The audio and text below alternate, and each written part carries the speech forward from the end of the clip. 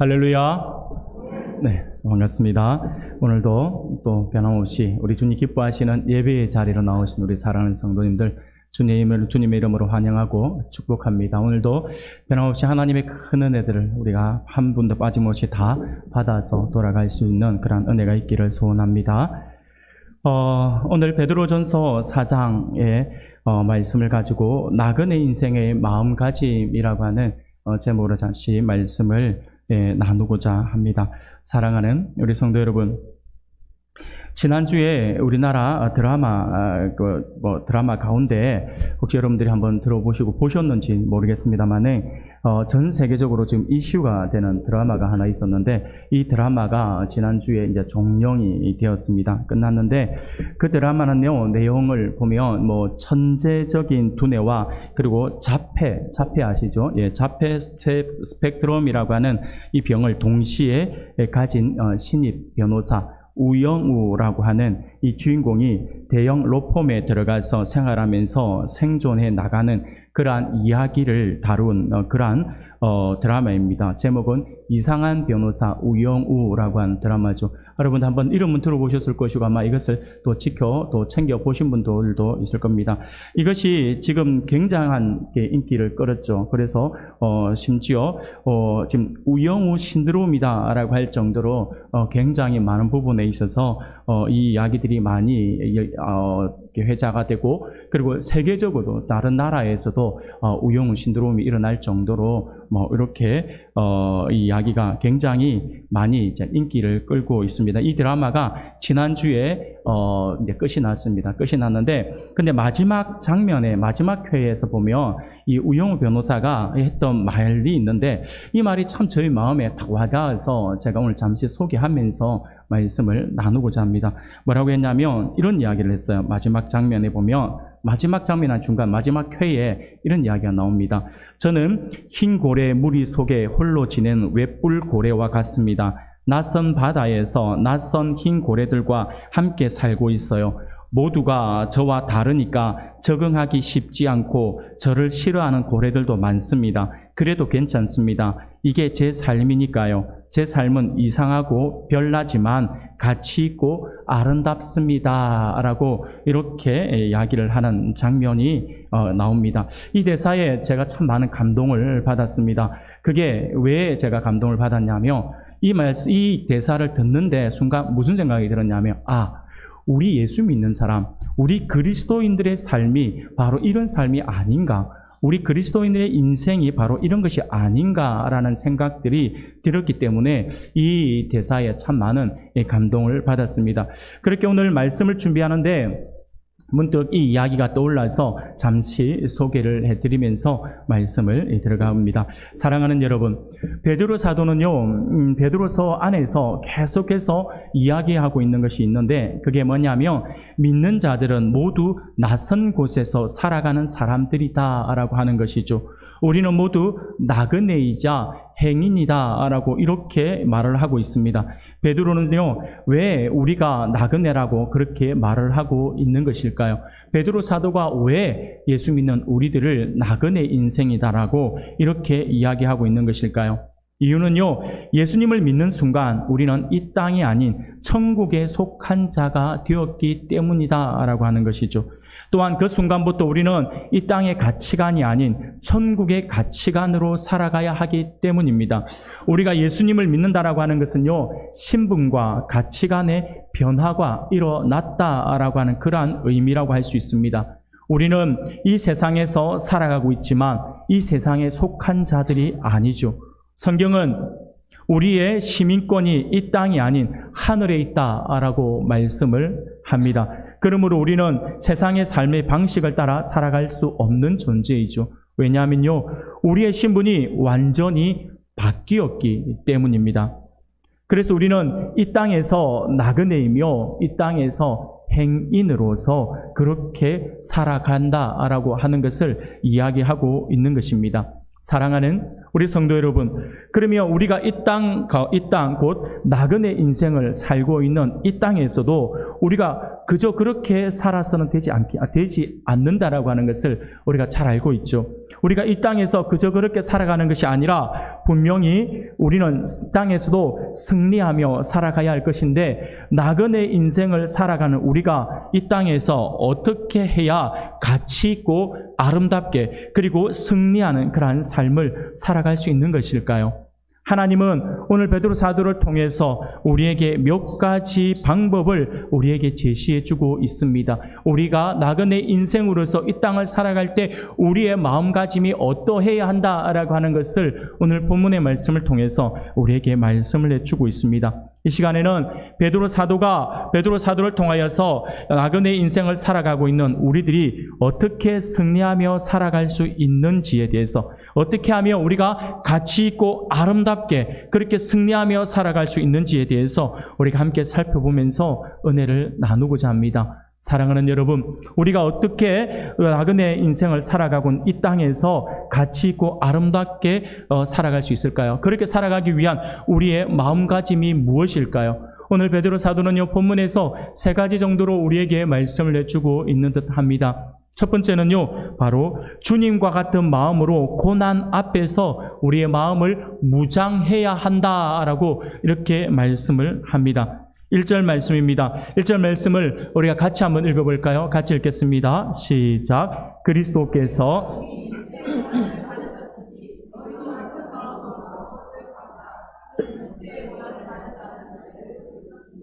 아멘. 여기서 갑옷을 삼으라 라고 말씀을 하죠. 갑옷을 삼으라 라고 하는 말씀은요, 완전 무장한 로마의 보병을 연상할 수 있습니다. 정규 로마 군병은요, 머리부터 발끝까지 투구와 방패와 갑옷과 신발과 창과 칼, 여러 가지 등으로 완전 무장을 했었습니다. 이 말씀은요, 영혼을 공격하는 적들에 대항하기 위해서 우리가 최대한 우리의 마음을 무장해야 한다라고 하는 것을 말씀하고 있는 것입니다. 이것이 이 땅에서 나그네와 같은 인생을 살아가는 우리의 삶을 가치 있고 아름답게 하는 우리의 마음가짐이 되며, 더 나아가서 우리가 이 땅에서 나그네의 삶 가운데에서도 승리하는 그러한 방법을 우리에게 제시해주고 있는 것입니다. 사랑하는 성도 여러분, 그렇다면 베드로가 말하는 무장은 대체 어떤 것일까요? 베드로는 우리에게 너희도 같은 마음으로 갑옷을 삼으라 라고 말씀을 합니다. 도대체 누구와 같은 마음을 말하는 것일까요? 말씀을 자세히 살펴보면 우리의 무장을 그리스도의 고난과 연결하고 있음을 우리가 알 수 있습니다. 사실 이 말씀 앞에 그러므로라고 하는 단어가 있는데 우리말 성경에는 이 그러므로라고 하는 단어가 해석되어 있지 않습니다. 왜 우리가 마음을 무장해야 할까요? 이유는요, 그리스도가 이미 고난을 받으셨기 때문이다라고 하는 거예요. 그리스도가 이미 고난을 받으셨기 때문에 그러므로 우리도 역시 이렇게 해야 된다라고 이렇게 이야기를 하고 있는 것이죠. 우리는 앞서 그리스도의 고난에 대해 이미 살펴보았습니다. 베드로전서 3장 18절 말씀을 보니 그리스도께서도 단번에 죄를 위하여 죽으사 의인으로서 불의한 자를 대신하셨으니 이는 우리를 하나님 앞으로 인도하려 하심이라 라고 말씀을 하죠. 그리고 베드로전서 3장 22절 말씀에도 보면 그는 하늘에 오르사 하나님 우편에 계시니 천사들과 권세들과 능력들이 그에게 복종하느니라 라고 말씀을 합니다.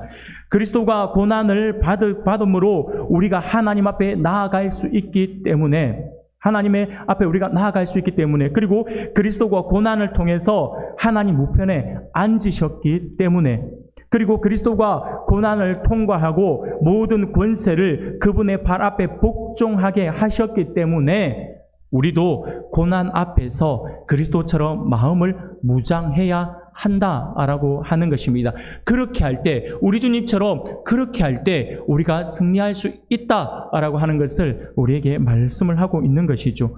하지만 우리가 잘 알고 있는 것처럼 우리에게 고난이라고 하는 것은요, 솔직히 이야기해서 우리가 고난을 이겨내야 됩니다. 고난 끝에는 하나님의 더 큰 영광이 있습니다 라고 하는 이야기들을 우리가 자주 하고 말들을 많이 하지만, 그럼에도 불구하고 예수 믿는 우리들에게는 이 고난이라고 하는 이것은요, 환영받을 만한 것이 되지 못하다라고 하는 것을 우리가 너무나도 잘 알고 있지 않습니까? 세상에 누가 고난받는 것을 좋아하겠습니까? 고난을 좋아하는 사람이 어디 있겠습니까?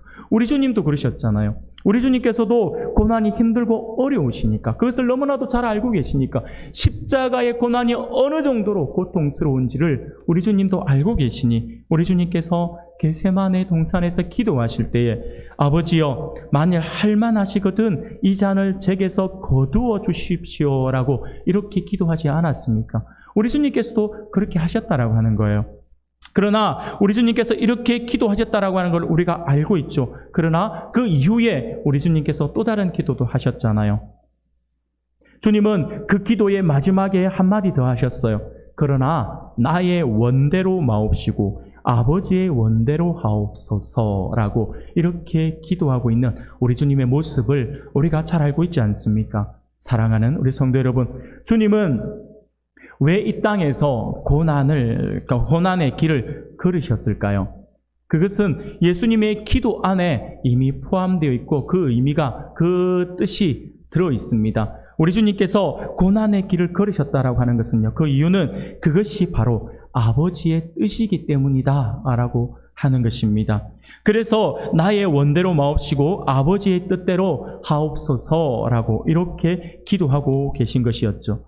그리고 주님은 마침내 그 고난을 통해 승리하여서 우리를 하나님 앞으로 인도해 주셨습니다. 여러분, 그러면 이렇게 구원받은 우리를 향한 하나님의 뜻은 무엇일까요? 하나님의 뜻은 바로 하나님 아버지의 그 뜻은 너무나도 분명합니다. 우리가 좁은 길로 가는 것이다 라고 하는 거예요.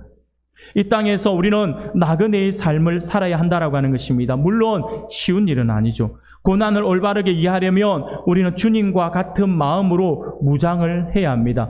날마다 우리 앞서 가신 주님의 그 고난과 그 고난을 통해 얻으신 영광을 마음에 새기며 우리의 마음을 단단하게 무장하는 그러한 갑옷을 입혀야 한다라고 하는 것입니다. 이 방법이 아니면 고난에서 승리할 수 없고 이 세상을 거스르며 살 수도 없습니다.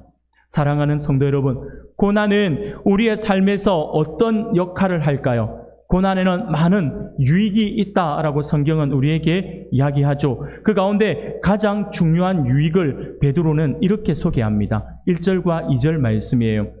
그리스도께서 이미 육체의 고난을 받으셨으니 너희도 같은 마음으로 갑옷을 삼으라. 이는 육체의 고난을 받은 자는 죄를 그쳤음이니 그 후로는 다시 사람의 정욕을 따르지 않고 하나님의 뜻을 따라 육체의 남은 때를 살게 하려 함이라 라고 말씀을 합니다. 이는 곧 그리스도와의 연합을 이야기하고 있는 것입니다. 베드로는요, 그리스도가 겪으신 육체의 고난이 세례라고 하는 연합을 통해 우리의 고난이 되었다라고 말씀을 하고 있는 것이에요. 그리하여서 육체의 고난을 받은 자는 죄를 그친 것이다 라고 말씀을 합니다. 우리는 세례를 통해서 그리스도와 연합했습니다. 예수 믿는 사람들은 세례의식을 통하여서 그리스도와 연합하는 그 의식을 우리가 가지는 것이죠. 그리스도가 십자가의 고난으로 죄의 정죄를 끝내셨기 때문에 그와 연합한 우리도 죄와 인연을 끊었다라고 베드로는 우리에게 이야기를 하고 있는 것이죠. 더 이상 이 죄로 인하여서 우리를 정죄할 수가 없다라고 하는 것입니다. 그리스도와 연합되었기 때문이라고 하는 것. 사랑하는 여러분, 이 그리스도와 연합이라고 하는 것은 우리에게 너무너무나도 중요하다라고 하는 사실들을 반드시 기억하셔야 합니다. 그리스도와 연합되었기 때문에 십자가의 죽음이 곧 우리의 죽음이 되는 것이고 우리 주님의 부활이 곧 우리의 부활이 된다라고 하는 사실들을 반드시 잊어서는 안 될 것입니다. 사랑하는 여러분, 주님이 이 연합의 은혜를 우리에게 주신 이유가 무엇일까요? 우리 주님은 우리가 남은 삶을 육체가 아닌 하나님의 뜻에 따라 살아가게 하려고 이 놀라운 연합의 은혜를 우리에게 주신 것이다라고 말씀을 하죠. 이것이 바로 우리에게 주고 있는 구원의 참 의미라고 할 수가 있습니다. 고난받으신 주님과 연합해 고난이 올 때를 대비하여서 마음을 무장하면 우리도 이 땅에서 승리할 수 있습니다. 세상 물결에 휩쓸리지 않고 하나님의 뜻을 따라 살아갈 수 있다라고 하는 것이죠. 이것이 고난의 유익이라고 할 수 있습니다. 고난에서 승리하면 우리는 놀라운 일을 할 수 있습니다. 이 땅에서 하나님의 뜻을 행하는 것이다라고 하는 것이죠. 사랑하는 우리 성도 여러분, 우리가 겪는 고난은 의미가 있고 유익이 있습니다. 세상에서 승리하기를 원하십니까? 그렇다면 고난 앞에서 마음을 무장할 수 있기를 바랍니다. 고난에 져서는 결코 안 됩니다. 그리스도 안에서 고난은 그리스도인에게 고난은 끝이 아닙니다. 의를 위한 고난은 우리를 거룩하게 하고 반드시 우리에게 영광이 된다라고 하는 사실들을 기억할 수 있기를 바랍니다. 이것을 믿으며 철저하게 우리의 마음을 무장할 수 있기를 바랍니다. 이것이 나그네 인생인 우리의 인생을 가치 있고 아름답게 하는 우리의 마음가짐이 될 것입니다. 그렇게 무장할 때 우리는 승리할 수가 있다라고 하는 것이 나그네 인생을 우리는 반드시 이겨낼 수 있다라고 하는 것입니다. 두 번째로 우리의 나그네 인생을 가지고 우리의 나그네 인생을 가치 있고 아름답게 할 마음가짐이 무엇일까요? 그것은요,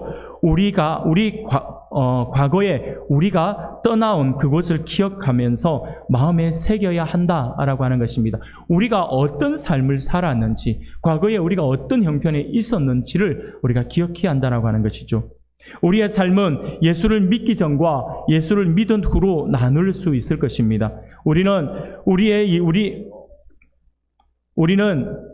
우리가 예수 믿기 전의 상태를 우리가 분명히 기억해야 합니다. 성경은 구원받은 후 우리의 신분이 바뀌었다라고 하는 것을 말하려고 종종 구원받기 전 우리가 살았던 삶의 현장을 구체적으로 이야기하고 설명하는 부분들이 많이 있습니다.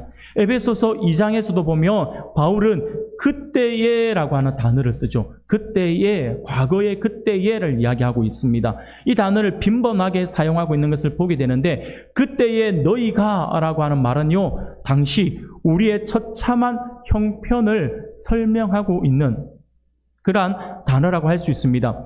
우리의 구원받기 전의 삶은요, 어떻습니까? 허물과 죄로 죽어 있는 삶이었죠. 산송장과 같은 삶이었던 것입니다. 허물과 죄로 죽어 있었으며 부패하여서 말할 수 없는 악취가 풍기는 그러한 존재가 바로 우리들이었다라고 하는 것이죠. 이 세상 풍조와 사탄을 따라 육체의 욕심에 이끌려 마음대로 살았기 때문에 하나님 보시기에 진노의 대상이 되었다라고 하는 것입니다. 베드로는요, 또한 본문에서 같은 맥락으로 구원받기 전 우리의 형편을 서술하고 있는 것을 보게 됩니다. 베드로가 이것을 서술하고 있는 목적은요, 우리에게 수치심을 주려고 하는 것이 아닙니다. 구원받은 우리가 떠나온 삶을 바라봄으로써 다시는 그 삶 주위에서 우리가 배회하지 않게 하기 위해서 이것을 자세하게 서술하고 있다고 하는 것이죠. 베드로의 서술은요, 우리가 에베소서에서 이야기하고 있는 것보다 어떻게 보면 훨씬 더 구체적으로 우리에게 설명을 해주고 있습니다. 간혹 가다 보면 성공한 사람들은 마음이 느슨해지는 것을 막으려고 의도적으로 가난한 시절을 떠올릴 수 있는 그러한 어떤 초라한 집을 지어서 그것을 자기 어떤 화려한 집 안에다가 지어서 그렇게 한 번씩 거기 들어가서 옛날 개구리 시절, 올챙이 시절을 생각해 봐야 된다라고 하면서 그 과거의 삶으로 다시 돌아가려고 하는, 그러면서 한 번씩 거기에서 마음을 다잡고 뭐 이렇게 한다라고 하는 이야기들을 들은 적이 있습니다. 사랑하는 여러분, 이처럼 과거를 우리가 잘 사용하면 현재의 삶에 큰 도움을 얻을 수가 있습니다. 그래서 과거는 우리가 앞으로 살아갈 우리의 미래의 하나의 어떤 거울이라고도 할 수가 있는 것이죠. 과거 우리가 어떻게 살았는지를 우리가 돌아보며 앞으로 우리가 어떻게 살아야 될 것인가에 대한 방향을 제시받을 수가 있다라고 하는 것이죠. 베드로가 그것을 지금 그러한 장면을 이용을 하고 있는 것입니다. 그는 지금 우리에게 구원받기 전의 삶, 단절하고 떠나온 과거의 삶이 어떠했는가를 다시 설명하고 있는 것이죠. 그때 우리의 삶이 얼마나 형편없었는지를 떠올리게 됩니다. 그것이 3절 말씀이에요. 3절 말씀을 우리가 같이 한번 읽어볼까요? 같이 읽겠습니다. 너희가 음란과 정욕과 이방인의 뜻을 따라 행한 것은 지나간 때로 조카도다. 아멘. 지금 여기서 이 베드로가 여러 가지들을 이야기하며 과거에 우리의 삶이 어떠했는지를 설명을 하고 있습니다. 여기서 말하는 음란이라고 하는 것은요, 성적 욕구를 전혀 자제하지 않는 방탕한 행위라고 할 수가 있습니다. 그리고 정욕은요, 성적인 것은 물론이고 모든 탐심을 일컫는 말로서 도에 지나치는 그러한 욕망을 이야기한다라고 할 수 있습니다. 그리고 술 취함과 방탕, 향락은 무절제한 낭비에서부터 방종한 성적 생활에 이르기까지 모든 쾌락지향적인 그러한 삶을 뜻한다라고 할 수 있고요. 무법한 우상 숭배라고 했는데, 이 무법한 우상 숭배는요, 자신의 이익을 위해서라면 어떤 대상이든지 상관없이 섬기며 그것에 영혼을 파는 것을 이야기하고 있는 것입니다. 그런데 우리가 이런 말씀을 보면 여기서 사용하고 있는 단어가 솔직히 지금 현재 우리가 살아가고 있는 우리의 모습과 비교해 볼 때, 나의 과거의 모습과도 한번 살펴볼 때 좀 과격한 단어인 것 같아요. 음란, 정욕, 술 취함, 방탕, 향락, 무법한 우상 숭배, 내가 이런 거 안 한 것 같거든요. 그렇기 때문에 이런 단어들을 보면서 이것은 나하고 상관없는 그러한 무관한 것이다 라고 생각을 할 수 있어요. 그러나 그것은 대단히 착각하고 있는 거예요. 우리가 바로 그렇게 살았다라고 하는 거예요. 이 말씀은, 이 3절에서 말씀하고 있는 이 말씀은요, 바로 구원받기 전 우리의 삶을 이야기하고 있는 것입니다. 구원받기 전 우리의 삶의 가치관이 바로 이러했다라고 하는 것이죠. 많은 쾌락과 이익을 추구하는 삶을 우리가 살아왔다라고 하고 있는 것입니다. 그런데 성경은 우리가 이러한 삶에서 구조되었다라고 말씀을 하고 있죠. 이것이 우리가 받은 구원의 의미입니다. 구원은 죽어 천국에 가는 것만이 아닙니다. 구원은요, 구원받은 즉시 이 땅에서 우리가 누리는 현재의 삶을 포함하고 있습니다. 그렇기 때문에 이 땅에서 우리가 구원받은 백성으로서, 구원받은 하나님의 자녀로서 삶이 달라져야 된다라고 그렇게 이야기를 하고 있는 것이고요. 이것이 진정한 구원의 의미다라고 하는 것을 기억할 수 있기를 바랍니다. 구원은요, 우리가 죽어서 천국 가는 것만 이야기하는 것이 아니에요. 이 땅에서도 구원이 우리에게 적용이 되어서 이 땅에서 구원받은 백성으로서 삶을 어떻게 살아가야 될 것인가가 우리 안에 나타나야 한다라고 하는 것입니다. 변화된 모습이 나타나야 한다라고 하는 것이죠. 그것이 계속해서 우리가 이 땅에서 살아가고 있는 이유라고 말씀을 드렸죠. 이 땅에 살아가고 있는 이유가 하나님께서 우리에게 맡겨준 사명이 있는 것이고, 또 나중에 우리가 들어가게 될 천국 백성으로서의 품위를 우리가 완성해 나가는 것이다라고 말씀을 드렸지 않습니까? 이것이 구원받은 백성들의 모습이다라고 하는 것이죠. 본문에서 베드로가 말하고자 하는 바가 간단하지만 이것은 매우 강력한 메시지입니다. 너희가 이러한 삶에서 벗어났는데 어찌 다시 그 삶으로 돌아갈 수 있겠는가? 라고 말씀을 하고 있는 것이죠. 그것을 쳐다보아서는 안 된다라고 하는 것입니다. 사랑하는 여러분, 우리가 출애굽기의 말씀을 보면서 가끔씩 그런 생각을 하잖아요. 이스라엘 백성들이 계속 모세를 원망하고 하나님을 원망하고 힘들 때마다 그 원망하면서, 심지어는 그들이 우리가 애굽에서 살던 때가 좋았다라고 하면서 애굽으로 돌아가자까지 말을 하잖아요. 그럴 때 여러분들 기분이 어때요? 그 말씀 보고 있으면 이 사람들 참 현명하네 이런 생각 하십니까? 이것들이 도대체, 그렇죠, 죄송합니다 이런 표현에서, 이 사람들이 미쳤나 이런 생각이 안 들 수가 없어요. 어떻게 하나님께서 어떤 대가를 치르고 그들을 불러내어서 광야로 하나님께서 인도해 주시고, 그리고 저 가나안 땅으로 인도해 주시고자 그들을 인도해 냈습니까? 그런데 그들이 어떻습니까? 조금 불평하고 조금 힘드니까 돌아가려고 하는 거예요. 여러분, 이게 오늘 우리의 모습 안에 나타나고 있다라고 하는 거예요. 우리가 신앙생활을 하다 보면 고난이 닥치니까, 어려움이 닥치니까 어떻게 합니까? 내 신앙 때문인가라고 착각을 해요. 그러면서 하는 이야기가 다시 과거로 돌아갈까? 그냥 신앙 없었던 때가, 그냥 편안하게 살던 때가 더 좋았다라고 생각을 하면서 과거로 돌아갈까? 이런 사람들이 있다라고 하는 거예요. 우리 주님께서 어떤 대가를 치르고 우리를 구원해 주셨는데, 우리 주님께서 어떤 대가를 치루어서 지금 우리가 이 자리에서 앉아서 예배할 수 있게 만들어 주셨는데 우리가 다시 과거의 삶으로 돌아간단 말입니까? 베드로가 지금 그것을 이야기하고 있는 거예요. 우리는 구원받기 전에 몸담았던 삶이 얼마나 처참한지 잘 알고 있습니다. 그래서 결코 과거로 돌아갈 수 없는 것이에요. 그러나 우리가 구원받고 과거의 삶에서 떠나려 할 때 고난은 우리에게 닥쳐오죠. 베드로도 그 가운데 제일 심한 고난을 이렇게 말합니다. 4절 말씀이에요. 이러므로 너희가 그들과 함께 그런 극한 방탕에 다름질하지 아니하는 것을 그들이 이상히 여겨 비방하나라고 이야기를 해요. 쉽게 말씀을 드리면 우리가 구원받은 백성으로서 이 땅에서 살아가고자, 과거의 삶을 청산하고 이제 내가 바르게 살아가고자 돌이키는 삶을 살아갈 때 우리에게 나타나는, 그 초신자일 때는 나타나지 않아요. 근데 내 신앙이 좀 깊어지면서 내가 어떤 삶에 있어서 나의 신앙이 이제 묻어져 나오려고 하는 그때에 우리를 엄청나게 흔드는 시험이 다가옵니다. 고난이 닥쳐온다라고 하는 거예요. 그게 4절 말씀이에요. 그들이 이상히 여겨 비방하나라고 말씀을 하고죠. 구원에 합당한 삶을 살기 위해 우리의 노력은 불신자들을 언짢게 할 수 있다라고 하는 거예요. 내가 과거에는 그리 살지 않았으니까. 과거에는 내가 그냥 교회 다닌다 하더라도 그냥 술에 술 탄 듯 물에 물 탄 듯 그렇게 두리뭉술하게 그렇게 살아왔어요. 그래서 예수 믿는 사람들도 예수 믿는 사람임에도 불구하고 예수 안 믿는 사람들과 살아갈 때 전혀 그들과 다름을 그들이 느끼지 못했다라고 하는 거예요. 똑같이 살아갔다라고 하는 거예요. 그런데 어느 날 예수 그리스도의 그 보혈의 피가 느껴지면서 하나님의 은혜가 경험이 되고 우리 주님을 만나면서 내 삶이 이런 삶을 살아서는 안 된다라고 하는 것을 우리가 깨닫게 되면서 성령께서 계속해서 내 안에서 바르게 살아야 된다라고 하는 걸 말씀하면서 내 삶을 돌이키려고 노력할 그때에 세상 사람들이 보면서 왜 이래? 라고 하면서 우리에게 다가온다라고 하는 것이죠.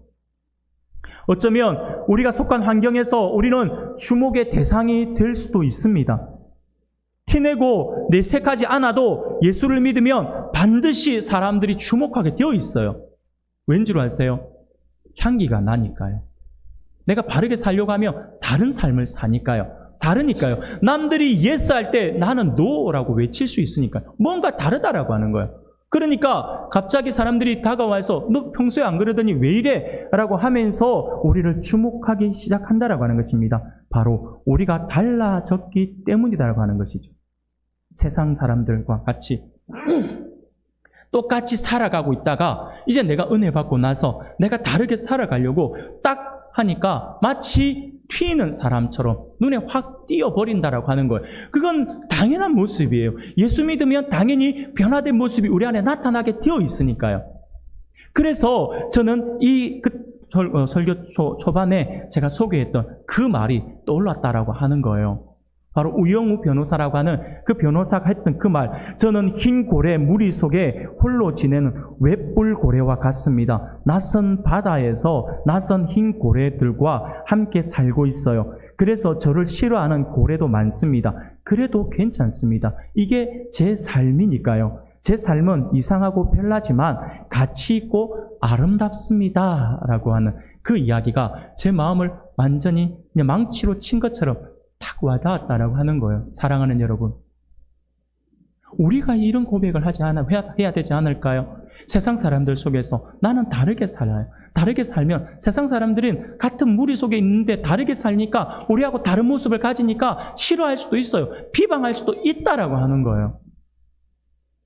그래서 나를 좀 싫어하면서 나를 밀어낼 수도 있습니다.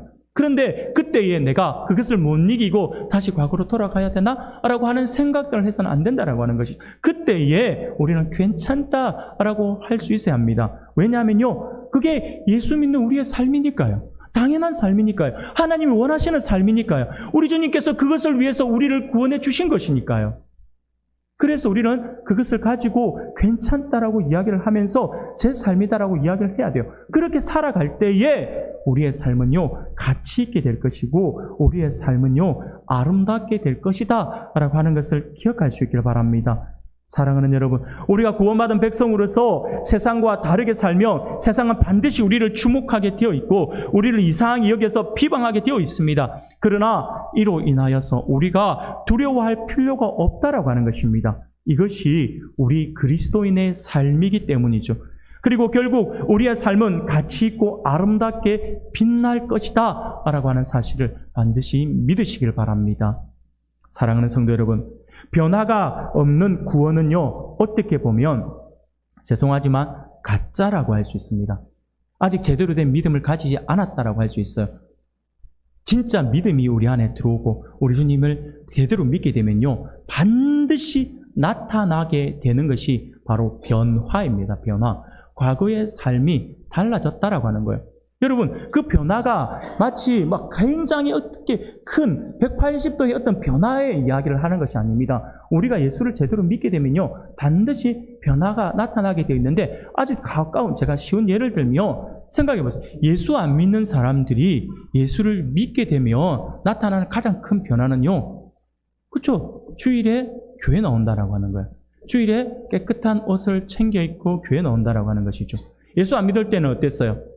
토요일 저녁이 아니면 금요일부터 막 짜잖아요. 어디 놀러 갈까? 산으로. 아, 이번에 그렇죠. 뭐 단풍이 어디가 좋다던데 좀 있으면 어디 가야 되고 어디가 계획 다 잡았잖아요. 낚시 좋아하시는 분들은 그렇죠. 아, 우리가 막 그게 금요일 날 낚시하러 가서 밤새 낚시하고 뭐 갔다 와서 토요일 뭐까지 해서 주일 날 쉰다, 뭐 잠잔다, 뭐 이런 이야기 계획을 세운다든지, 뭐 아니면 레저를 좋아하시는 분들은 뭐 내가 무엇을 하겠다 이런 계획들 세우잖아요. 근데 예수 믿는 사람들은요, 딱 제일 처음 만나게 되는 변화가 주일에 놀러 가는 것이 아니라 교회 나오겠다라고 하는 거예요.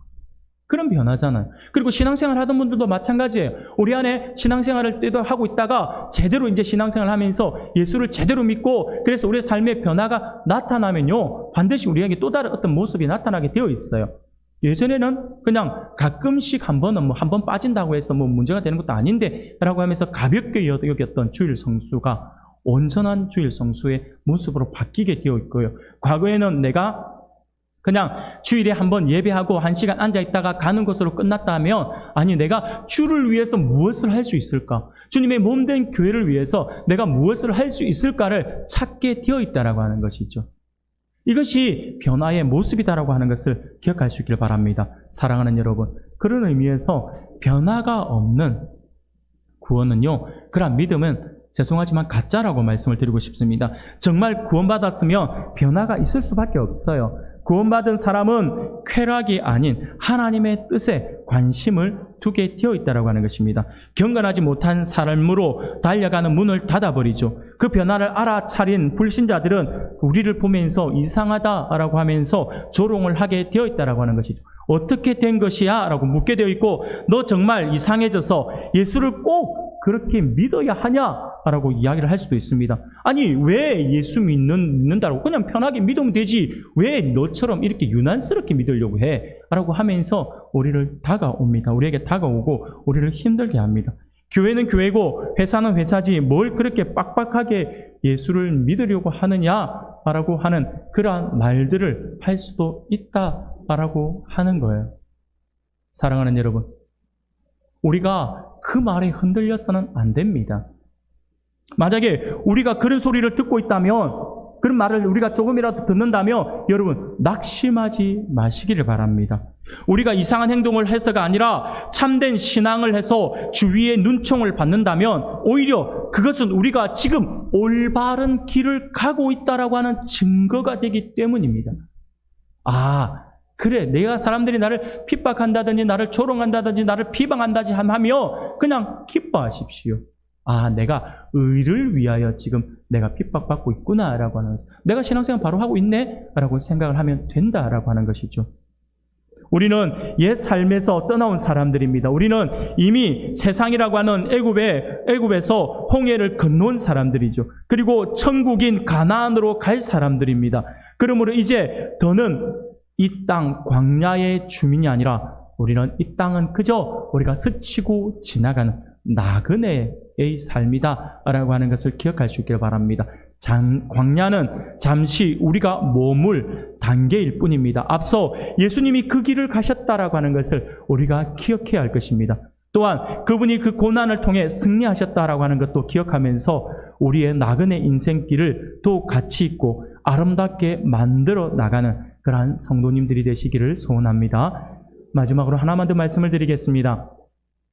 우리의 나그네 인생을 가치 있고 아름답게 할 우리의 마음가짐이 무엇일까요? 그것은요, 천국에 대한 소망이 오늘 우리를 주관할 수 있게 해야 된다라고 하는 것이죠. 오늘 우리의 삶을 주관하는 것은 우리가 천국에 대한 소망이어야 한다라고 하는 것입니다. 5절과 6절 말씀입니다. 우리가 같이 한번 읽어볼까요? 같이 읽겠습니다. 시작. 그들이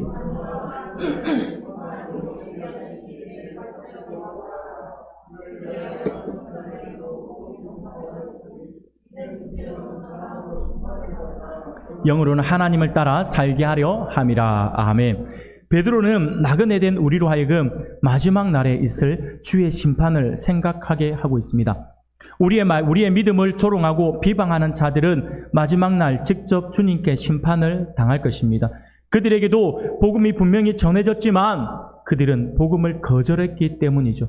6절은 해석이 어려워 보이지만 의미는 간단합니다. 베드로는요 5절과 6절을 대조하면서 말씀을 합니다. 세상을 따라 사는 사람들은 심판에 이르게 된다라고 하는 것이죠. 그러나 복음을 받은 우리의 육체는 불신자처럼 죽지만 우리의 영은 하나님과 동행하며 살도록 은혜를 누리게 된다라고 하는 것이 바로 이 말씀에 의미하고 있는 바입니다. 사랑하는 성도 여러분, 이 땅에서 그리스도인으로 바르게 살아가는 것은 참으로 어떻게 보면 어렵다라고 할 수가 있습니다. 지금 내가 신앙생활하는 것이 쉽다라고 생각하신다라고 한다면 다시 한번 고민해 보셔야 합니다. 내가 신앙생활을 바르게 하고 있는지. 신앙생활을 바르게 하는 것은요, 죄송하지만 어려워요. 물론 초신자들에게 어렵다라고 접근할 수는 없죠. 초신자들에게는요, 쉬워요. 그들은요, 초신자들에게는 많은 것을 요구하지 않아요. 그냥 딱 한 번 주일에 교회만 나와주셔도 감사합니다가 되니까요. 그렇게만 해도 얼마나 예뻐요.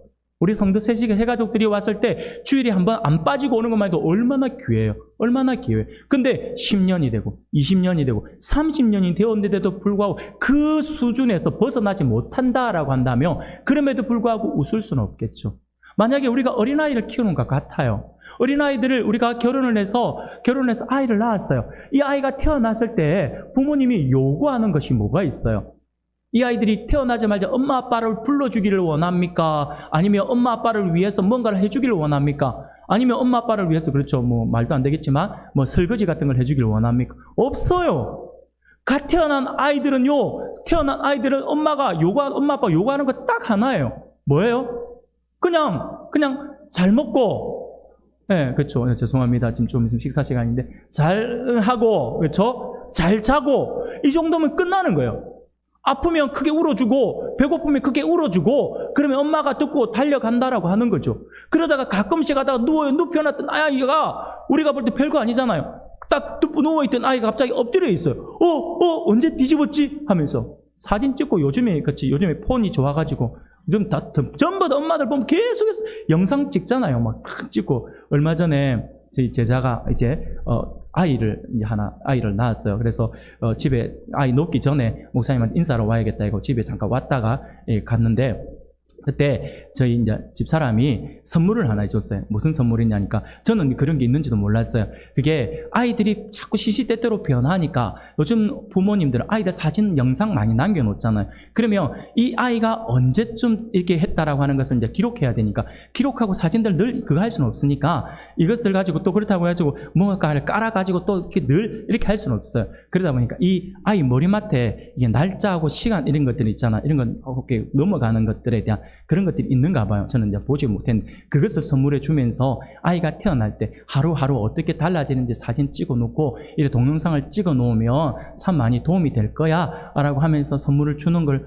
보았어요. 여러분 그것처럼 이렇게 아이들을 우리 집에 동영상 같은 거 많이 찍잖아요. 아이들 태어나면 사진들 계속 찍어 놓잖아요. 찍어 놓으면서 이 아이가 커가면서 네가 이때 이랬다 하는 걸 보여주면 참 좋겠죠. 근데 그 아이가요 어느 날 이렇게 막 뒤집고 이러면 어때요? 얼마나 좋아요. 부모님은요 하루하루 그냥 건강하게 자라는 것만 해도 얼마나 좋아요. 그런데 이 아이가 어느 날 자랐어요. 5년이 지나고 5살이 되고 10년이 지나서 10살이 되었고 그리고 10살이 되고 15살이 되었어요. 그런데도 여전히 집에서 말도 제대로 못하고 계속해서 먹고 싸고 자고만 하고 있다며 그럼에도 불구하고 엄마 아빠가 좋아하시는 분이 있을까요?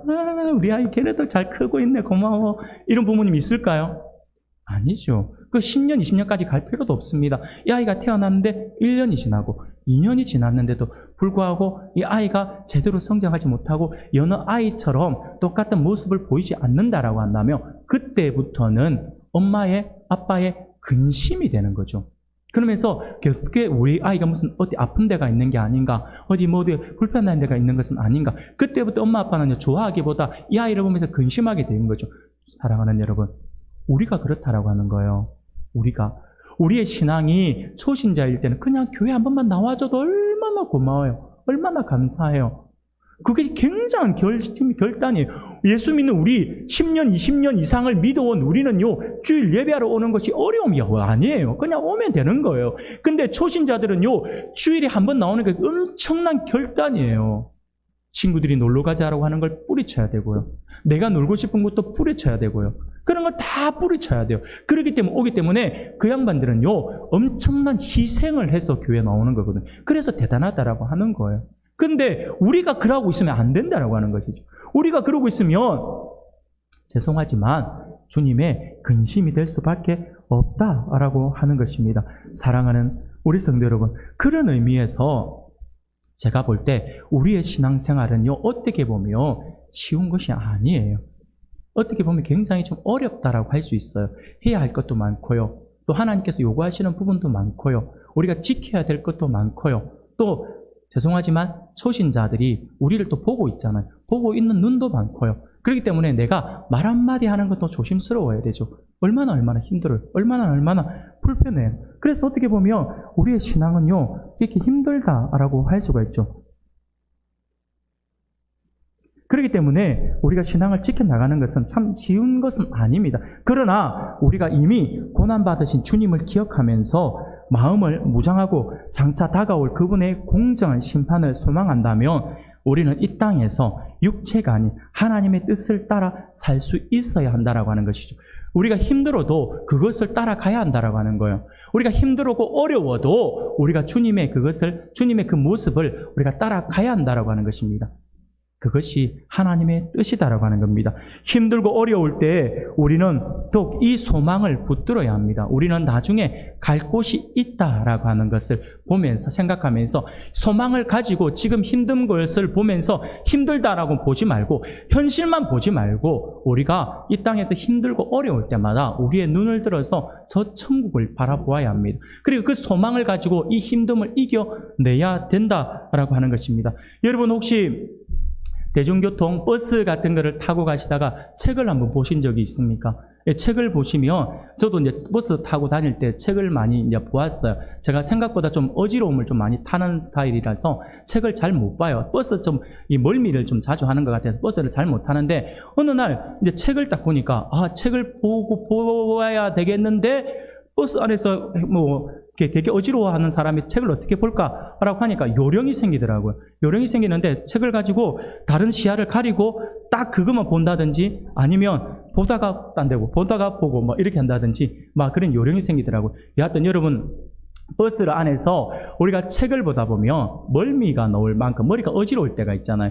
그때 가장 쉽게 우리가 이것을 해소하는 방법이 있어요. 그게 뭐냐면 책을 버스 안에서 이렇게 우리가 보고 있다가 머리가 어지러우면요 계속 보고 있으면 이제 드디어 올 게 옵니다. 그렇기 때문에 계속 보면 안 되죠. 그때 어떻게 해야 됩니까? 책을 딱 내려놓고 머리를 들죠. 그리고 창문을 딱 내다봅니다. 그러면서 하늘을 한번 쳐다보는 거예요. 저 멀리 한번 쳐다보면 우리의 시야가 다시 또 이렇게 다르게 흐트러지기 때문에 이 멀미가 사그러드는 것을 보게 됩니다. 사랑하는 여러분, 이것이에요. 우리가 이 땅을 살아가다가 만나게 되는 고난, 이 땅을 살아가다가 현실 속에서 만나게 되는 어려움들로 인하여서 힘들고 어려울 때면 우리가 잠시 우리의 눈을 현실에서 떼어서 어디를 봐야 하냐면 저 천국을 바라봅시다. 하늘을 바라봅시다. 그러면요, 이 고난이 우리의 그 천국에 대한 소망으로 말미암아서 이 고난이 우리가 능히 이길 수 있는 것으로 바뀌어지고 우리의 마음가짐이 달라진다라고 하는 것을 우리가 분명히 기억할 수 있기를 바랍니다. 이 소망을 가지고 있으면 우리는 이 땅에서 승리할 수가 있어요. 그리고 이 땅에서 우리가 나그네의 삶을 살아가는 우리가 가치 있고 아름다운 삶을 살아갈 수가 있다라고 하는 사실들을 믿으시길 바랍니다. 사랑하는 성도 여러분, 아무쪼록 오늘 하나님께서 우리에게 주시는 말씀을 기억할 수 있기를 바랍니다. 우리가 살아가는 이 땅은 우리가 머물 최종 종착역이 아닙니다. 우리가 가서 정착할 곳은 따로 있습니다. 그러므로 이 땅에서의 삶이 다 있냐? 그렇게 살아서는 안 됩니다. 우리는요, 이 땅에서 나그네의 삶을 살 뿐입니다. 그러므로 나그네 인생을 살아가는 우리가 우리의 인생을 가치 있고 아름답게 하기 위해서는요, 고난 앞에서 영적으로 무장할 수 있기를 바랍니다. 그리고 우리가 떠나온 곳의 처참함을 우리가 생각할 수 있기를 바랍니다. 그리고 무엇보다 앞으로 갈 곳에 대한 소망이 현재의 삶을 주관할 수 있게 하여서 그 어떤 어려움과 고난 앞에서도 당당하게 그것을 이겨내어 승리하여 하나님께 모든 영광을 돌려드리며 살아갈 수 있는 저와 여러분들이 되시기를 주님의 이름으로 축원합니다.